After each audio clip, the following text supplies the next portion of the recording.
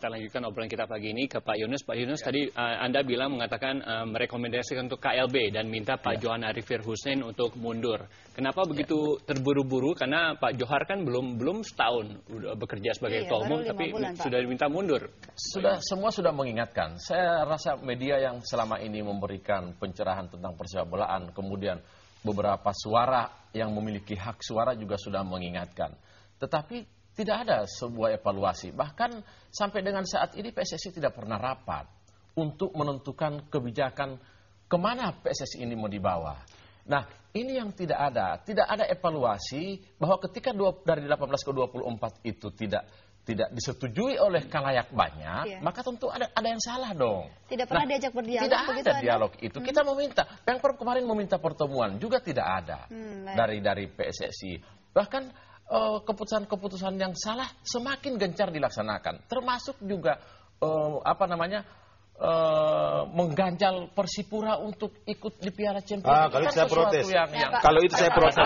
Tidak ada komunikasi, tidak ada protes itu. Tidak ada komunikasi, tidak ada pengurusan. Oke, silakan. Ini karena ini persoalannya persoalannya riskan, iya kan? Karena saya di sana dijelek-jelekan. Yang dilakukan oleh PSSI. Itu saya protes. Itu yang harus diluruskan dan itu yang harus diambil. Kita beri kesempatan Pak Saleh. Satu yang membuka di sini adalah adanya lack of communication. Jadi ini saya luruskan supaya tidak timbul fitnah seperti begini kan. Mengenai komunikasi Persipura itu sudah didaftarkan oleh kita. Pak Sekjen mendaftarkan Persipura di LCA.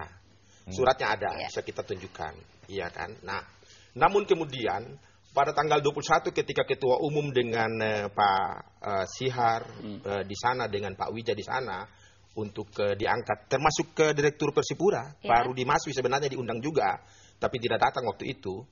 AFC menegaskan bahwa mereka yang berkompetisi di luar liga resmi itu pasti tidak boleh ikut agenda. Ini salah. Ini salah. Tidak seperti itu. Ini penegasan di sana. Jangan ada pembenaran. Kemudian sampai ke sini tanggal 26 itu mestinya kan Persipura menjamu Arema di Jayapura. Tapi yang terjadi dia bukan menjamu Arema, tapi dia bertanding di liga di tempat lain. Liga Super, Yang Liga Super yang sudah tidak lagi diakui oleh PSSI. Kongres Bali dong.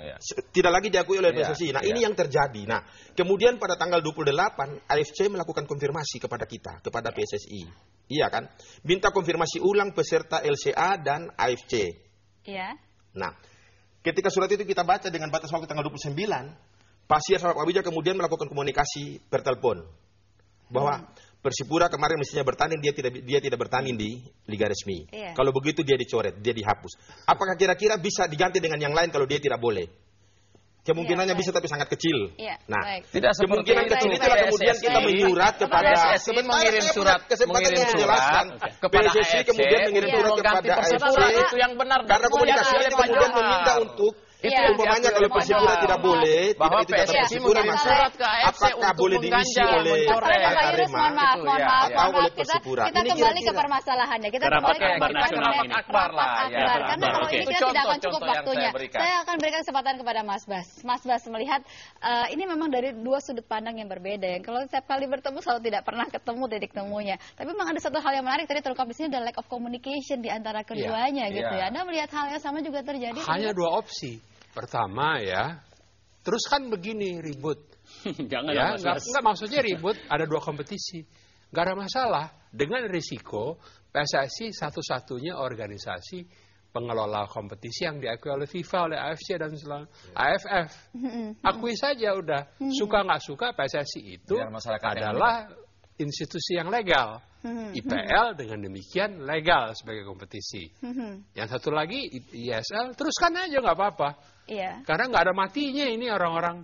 Tapi kasihan dong Mas Bas, ISL itu hanya levelnya cuma nasional, jadi pemain-pemain nggak bisa ke tingkat internasional. Nggak apa-apa, nggak ada masalah. Yang dengan risiko, makanya tadi dengan risiko yang namanya pemain-pemain top di timnas kita nggak akan bisa memperkuat timnas. Aturan harus ditegakkan. Nah yang kedua yang menurut saya juga penting adalah bahwa memang pada awalnya leadership dari Pak Johar ada kelemahan. Itu saya tulis kok. Tapi belakangan ini saya harus akui agak tegas. dan ini modal bagus untuk ke depan. Sudahlah, ngapain sih gonta-ganti ketua umum? Itu yang paling penting. Kasih waktu dulu deh. Ya, ini 8 tahun ketua umum lama Nurdin Halid dikasih waktu. Terkait dengan rapat akbar gimana PSSI ini nanti malam menyikapinya? Oh ya, itu tadi sudah saya jelaskan kan. Nanti saya pengen meluruskan Pak Yunus. Rapat-rapat itu dilakukan di PSSI. Kita kemarin ketemu dengan Pemprov di Semarang.